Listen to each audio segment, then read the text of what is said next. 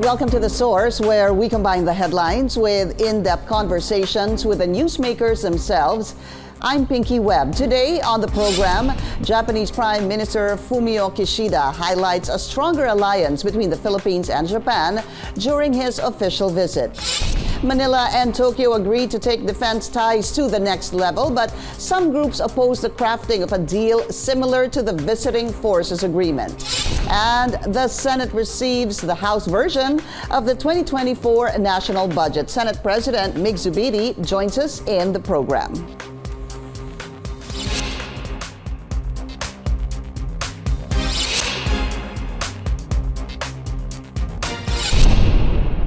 The House and Senate convened in a joint special session on Saturday for the address of Japan Prime Minister Fumio Kishida, who conducted a two-day official visit in the country to boost bilateral ties. Applause rang in the plenary when Kishida mentioned how the United States, Japan, and the Philippines are jointly working to protect maritime freedom in the South China Sea. In the South China Sea, the trilateral cooperation to protect the freedom of the sea is underway. Through these efforts, let us protect the maritime order, which is governed by laws and rules, not by force. The Prime Minister also reiterated Japan's commitment to further deepen strategic cooperation with the Philippines. He said one way to do this is through the crafting of the Reciprocal Troop Access Agreement, which could strengthen military cooperation between the two nations. Let's go straight to the source of the story. We have Senate President Migz Zubiri. SP Migz, welcome to the source. It's Pinky. Thank you so much for your time, sir. Hello, Pinky. Good morning. Good morning to all your viewers. All right. At first I wanted to ask you this. The Japanese Prime Minister is the sixth world leader and the first world leader of Japan to speak to the joint session of Congress. What led to this? Tell us what led to this visit and speaking before both houses of Congress and its significance. Well, if you ask me, I'm guilty on this, Pinky, because last April we sent a delegation. I was heading a delegation to Japan and met with the parliamentary members of Parliament of Japan, and we had a golden opportunity to meet with the Prime Minister. Pumayag po siya na makipag-meeting po sa amin. So during this meeting, I discussed it with my colleagues. Why don't we invite him to address a joint session of Congress? Tinawagan ko po si Speaker Martin, and Speaker Martin pumayag. Sabi niya, why not? We haven't done that in a long time. And I told him, I think we haven't done it since 2006, and I was absolutely correct. So during that meeting, nung meeting po namin ni Prime Minister Kishida, I brokered the idea. I basically came up with the invitation for him to also speak to the joint session of Congress. He will not only be speaking to the joint session of Congress, but he'll be speaking not only also to the nation, but also to the world. So I think this was a great idea, and we are so happy and thankful that both houses, the Senate and the House of Representatives, were able to push through with this. Napakaganda po ng mensahe niya. As you've heard, Pinky, all the goodies that he had offered to the Philippines, the 600 billion yen ODA package, which is 225 billion pesos, the 12 ships that he already has given the Philippine Coast Guard. And by the way, because of this ship, he's adding additional 5 more 97-meter ships for our Coast Guard. The delivery of a very, very comprehensive warning and control radar to the Philippine Air Force, as well as for the Navy next year. And this is a very efficient radar system which can actually monitor small little boats coming into our territory all around the archipelago, as well as so much more that he's offered. And, it goes to show that Japan, Pinky, is really a best friend to our country within the region. They are largest ODA funder, Overseas Development Assistance Funds. They're the largest, bar none. And I think Japanese investments in the country are also one of the largest foreign direct investments in the country. We have, for example, one country, Itochu, which owns Dole Philippines, they hire 42,000 Filipinos all over the country, including my province in Bukidnon. So napakagaling, no, ang partnership ng Japan sa atin dito sa Pilipinas. So it's more than fitting to invite their Prime Minister, the first ever Japanese Prime Minister, to address the joint session. Definitely a very short visit. It was a 2-day visit. In fact, I did hear that it was upon your invitation. That's why natuloy po ito. But I want to talk about, please clarify, SP, if this ODA and OSA, first of all, when you talk about goodies, and as you've mentioned a while ago, 12 ships, I want to talk about this one by one. The 12 boats for the Philippine Coast Guard, are these, have these already been given? And were they given? Are they part of a loan, a soft loan? Or did we buy this at a very reasonable price, sir? I believe it's part of the, when you say ODA kasi, Pinky, when you say Overseas Development Assistance, that's a package of grants and loans. Yeah. And these are soft loans. I think it's almost practically zero interest. Okay. It's I was talking to DOTR Secretary Bautista and to Secretary Jokno during the state dinner for Prime Minister Kishida. It's parang giveaway loans. Napaka-baba po ng interest, almost 1%, I believe. Or less than, I think it's even less than 1% ang interest, no? Napakaganda po ng package ito, mga ODA assistance funds na ito. So these 12 ships, yes, Pinky, they're already in the Philippines. Yan po ang tinatapat natin sa ating mga bullies of the north, with China in the north, in the West Philippine Sea. And with this other 5, it will be part of the ODA or loan, or very how do you say, manageable loan package from Japan as well for the 5 97-meter ships. Okay. So we have they'll be coming, I believe, in the next year. 12, hopefully by 2024, madi-deliver na po ito. 2024. So, 2024 it's really plus 5. assistance. It is assistance by the Japanese government to the Philippines as a dear friend. Assistance from the Japanese government in terms of loans that hardly have any interest. Parang ganun po yun. But what is the... But there are also grants, you know, the radar systems, if I'm not mistaken, Pinky, are grants. Yan po ay libre. If I'm not mistaken, ito po ay I have to look at my files, but it's under the official security assistance. Yes. You know, Japan recently came out with for the first time, no, usually yung mga ODA na binibigay ng Japan sa ibang bansa ay mga JICA, di ba yung JICA assistance na from their group Japan JICA. International, yeah. But this one now, agreement. They shifted. There's a policy shift with Japan when it comes to neighboring countries for a free and open Indo-Pacific. They came up with an official security assistance. Yes. Yan po, grant yan. I And they already given it to the Air Force and also now to our Navy for high-level surveillance radars. So, ito po ay libre. Yeah. So actually, Pinky, SP Migz, that's what I wanted to clarify because yung nabasa ko din po dito, may tinatawag nga na OSA and you were talking about ODA. So ODA obviously is the development assistance and this is security assistance. So are you saying that if it is an OSA, ito po ay grant, in other words, ito po ay libre? Ganun ho ba yung ibig sabihin nun? That is my understanding, Pinky. You know, I may be wrong. You may want to ask NEDA and Jokno, Secretary Jokno, about this. Okay. But as far as I'm concerned, that's my understanding. All right. And on this issue. And with the OSA, that's what, when you were saying that there will be air surveillance system for the Air Force and another coastal surveillance for the Navy under the OSA. Yes. That's correct. Let's do That's that, correct, sir. Pinky. Let's ask the And NEDA. I believe we're also trying to get. I believe we're also trying to get some planes from them. I believe they're giving us a surveillance plane. It was hush discussed in the back, but hopefully this will push through. But they're being very generous with us, Pinky, and we thank them for that. Why? Why are they being very generous with us, SP? Well, you have to remember, as I mentioned earlier, Pinky, they are one of our largest as well investors, foreign direct investors in the country. from Toyota to Mitsubishi to Itochu, Dole Philippines to Marubeni to many companies that are already set up shop here. There are companies in Cebu employing tens of thousands of Filipinos that are located in Cebu that are Japanese-owned companies. And so they've invested a lot in the Philippines. So I believe they also want to protect their interests and their investments in the Philippines.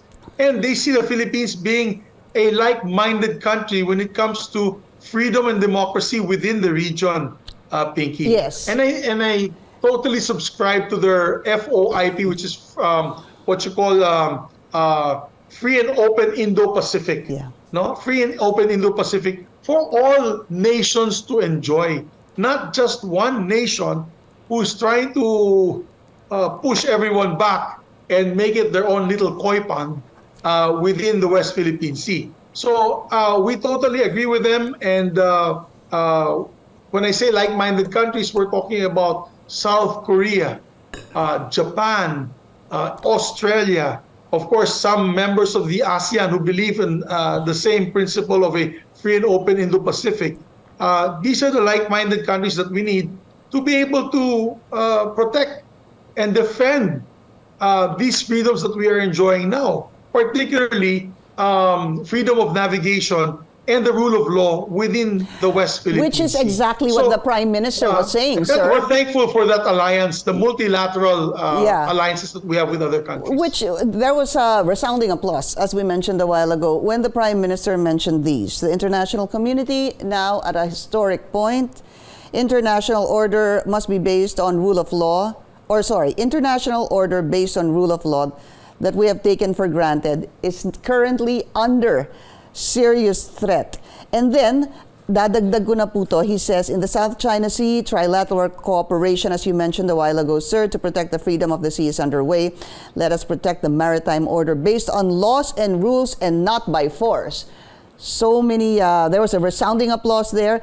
And then he goes on to say that underlying this plan is to lead the international community through cooperation rather than division and confrontation and defend freedom and rule of law at all costs. How do you marry those two, Senate President?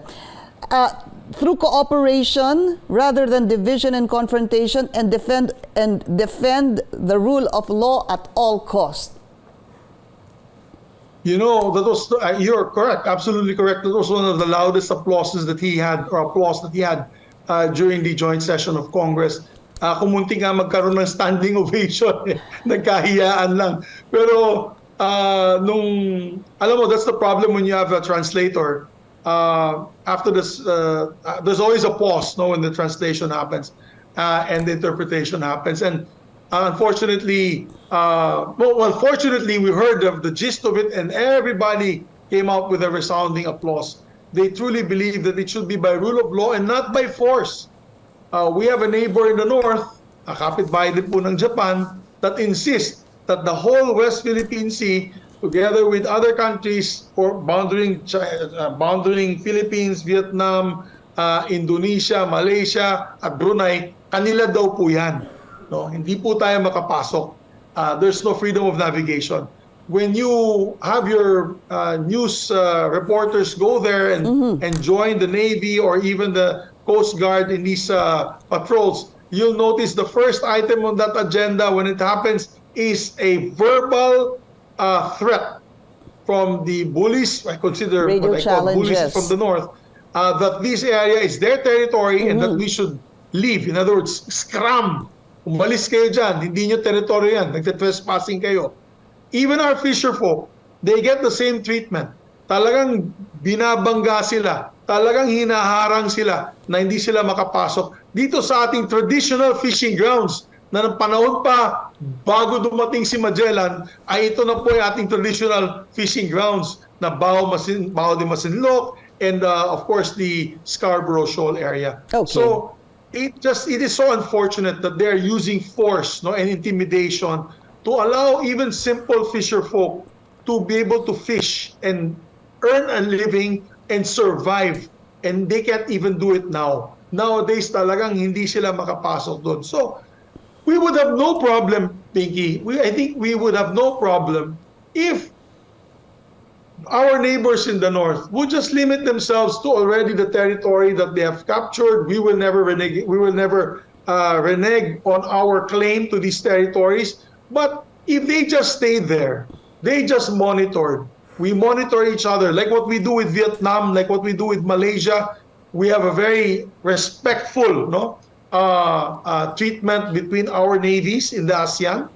We treat ourselves as friends rather than enemies. There are no verbal threats or warnings. We even trade within these areas. Pag nagkaroon ng Vietnamese boat na malapit sa atin at Philippine Coast Guard, nagbibigayan pa sila ng cup noodles at tayo naman, namibigay po tayo ng corned beef. Yung mga ganong klaseng pagkakaibigan within the high seas, respecting the rule of law, respecting UNCLOS. Okay. If that was being followed, a certain code of conduct, then we wouldn't be where we are now. All right. The problem is they're using force now. It is more forceful than ever. And they are now threatening to ram our ships as we've seen in the past. So we have to have multilateral arrangements. Pinky, ganun talaga. We really have to, hindi natin kaya. We cannot do it on our own. At we need our friends. po. We need the United States. We need, of course, Australia. We need Japan, South Korea, to help train our navies, help outfit our navies with the proper, and our Coast Guard with the proper equipment and training. And, we need that. Yeah, sorry to interrupt you, sir, but this is where the conversation on the RAA comes in, or the Reciprocal Access Agreement, but we need to take a very short break. We will be right back.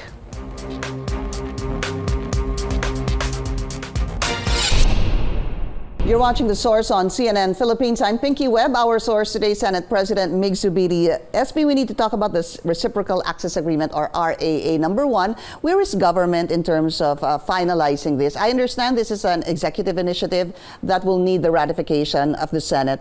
So, and I'll follow up, sir, because we don't have a lot of time. Is this something you support? Yes. On your second question, it's something that I support. I've been supporting this since last year. As a matter of fact, I brokered this idea to the Japanese ambassador and the DFA, Secretary Manalo, as early as last year. One of the first few, if you Google it in the news items in the last year, 2022, 2023, it was my office that came out with the statement that we need a reciprocal access agreement, or similar to VFA, for our Japanese and Filipino counterparts, because of the training that we need for the ships that they are delivering to us, the radar equipment, the additional ships that are coming, and so there's interoperability and cross-training between our armed forces and their Coast Guard with their self-defense forces. Okay. I don't see anything wrong with this, Pinky. You know, people are afraid. There are groups that had protested at sabi po nila na baka magkaroon ng abuso, magkaroon ng violations. Alam mo, Pinky, no, I want to put this on the table. One of the most disciplined people in the world are the Japanese.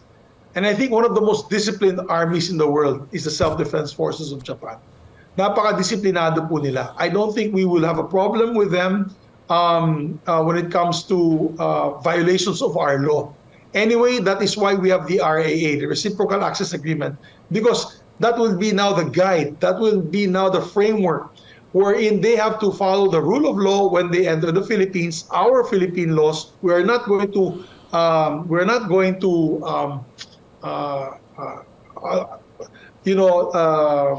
I'm looking for the right word. We're not going to give away our sovereignty when it comes to the rule of law within the Philippines. And also, this goes as well for our troops that will go to Japan, Pinky. They will also have to follow Japanese law. Yeah. Because we'll have to send troops there to train for our Coast Guard ships that will be delivered to us.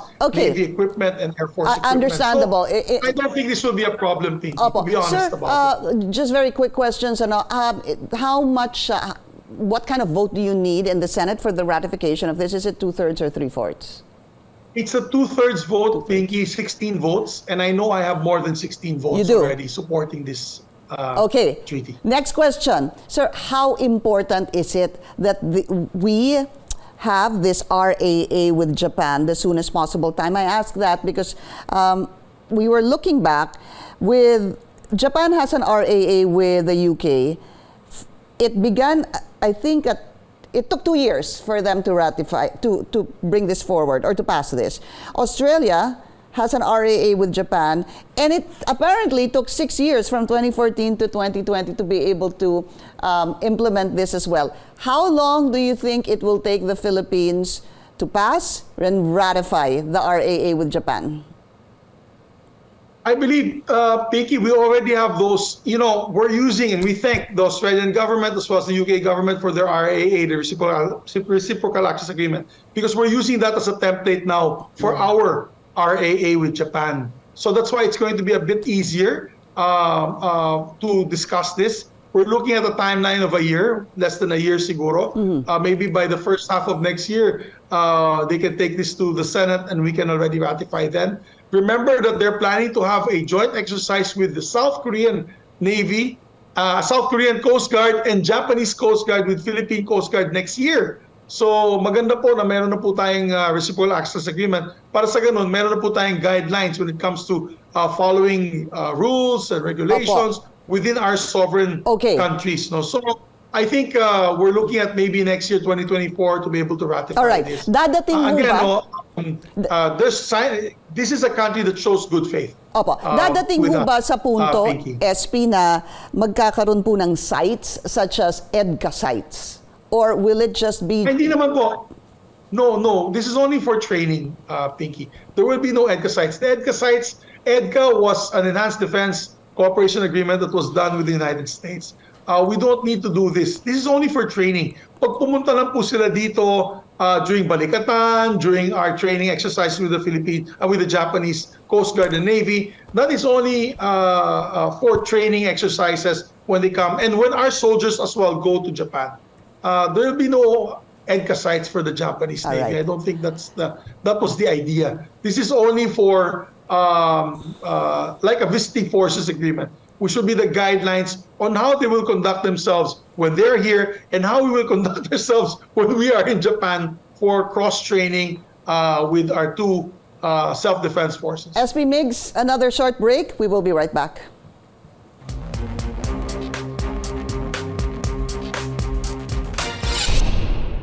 Watching The Source on CNN Philippines. I'm Pinky Webb. Our source today, Senate President Migz Zubiri. Sir, just really wanted to ask you about your comment, your reaction, and what should be done. In Misamis Occidental, si DJ Johnny Walker po, Humalon, was killed inside his radio booth, inside his house in the morning, sir, I believe at 5:30 or 6 a.m. Second journalist to be killed this year and fourth during the administration of President Marcos. Sir, what can be done? Well, first of all, I strongly condemn what had transpired there, what had happened there. Karumal-dumal pong ginawa po nila. I saw the video and I can't even get that scene out of my head of what happened. My goodness, these people should be apprehended. These people should be put to justice at the soonest possible time. I would suggest to the president to create a task force of all the best government agents, from the NBI to the PNP, even to members of the military, to come up with a task force to end journalist killings and to be able to help solve those that of these crimes that have already transpired. I think they should be apprehended at the soonest possible time and taken into custody. And the full force of the law should be put onto these people. I strongly condemn it. And, the president also should look at the violence that is transpiring in Misamis Occidental. I'm from that region, Pinky. Yeah. I'm from Region 10. And it's so peaceful sa amin sa Misamis Occidental, napaka-peaceful. In Bukidnon, napaka-peaceful. Cagayan de Oro, so peaceful. Lalo ng Camiguin is very peaceful. Even to a certain extent, Llano del Norte is also very peaceful.